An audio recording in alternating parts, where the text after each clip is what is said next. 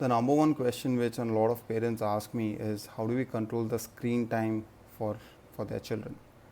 And frankly, I can give a ton of practical tips like no screen time, no screen zone, have a schedule, have a routine, use the phone as a reward mechanism in moderation. There are tons of things which we can say. And these are tips and tricks which will work for 1 week, 2 weeks at the max, after which it will fizzle out. And the reason why it fizzles out is because this idea or this new rule is something which the parent is introducing in the house. It is not the child who wants to do it or who has discovered this particular idea.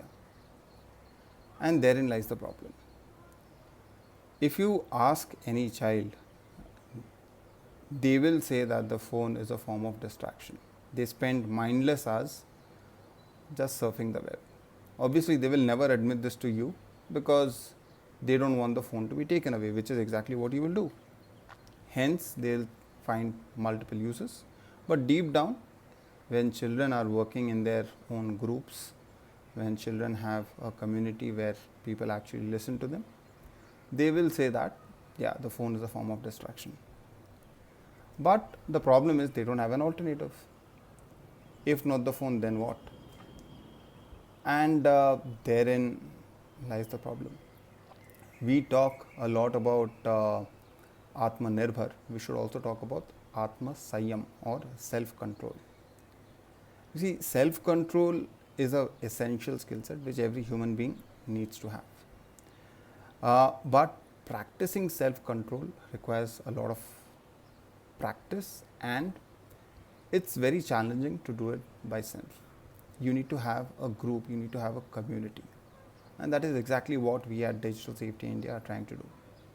In our workshops with students, we start the discussion by understanding how is it that I as a designer am using elements of design to get everybody hooked onto the screen. So that's how we start the discussions. And these are discussions around Instagram, around the child's experience of YouTube, of Netflix, of Amazon Prime, on Spotify, even TikTok, even PUBG. And I know TikTok is not there. So we talk about all these things, and we talk about all these experiences through the child's experience. Having worked with HBO, HBO is the company which produced Game of Thrones. Our CEO is infamous for saying that we want to make people into addicts of HBO. So we know how to create addicts, and we have been doing this for ages. And we know that we use technology, we use design to get people addicted. So that's my zone, my area of expertise, and that's how I tell them. I show how is it that we turn people into Facebook or Instagram addicts or gamers for that matter. We actually do that through our workshops. Now this is just one of these workshops. We have 8 such workshops. We have workshops on critical reasoning. We have workshops on misinformation. We have workshops on how do you use Google the right way. Because we are talking about analyzing your own digital behavior. And we use Google all the time. Hence it's important for you to understand what you are giving to Google and how Google is in turn is controlling you, be it through YouTube or be it through their advertisements or remarketing.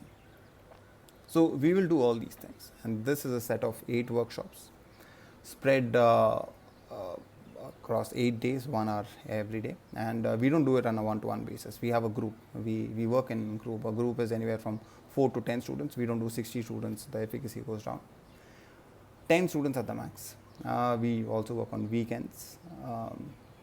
The idea is to unlock compartments of their brain, give them new experiences, make them think about their own experiences so that they start questioning, they become critical reasoners, and they start questioning their own experience. That's where this entire workshop comes from. Obviously, in this entire process, a lot of hand-holding is required, and that's where the community supports you not only during this 8 days, but even afterwards. This workshop is also meant for mental growth. We also do a little bit of meditation. We do a little bit of journaling, reading. We do have reading assignments. So that's how the entire workshop came to the fore. Typically, we've done this as an offline exercise. First time we are doing this as an online model. And we'll definitely have a lot of engagement with the parents also.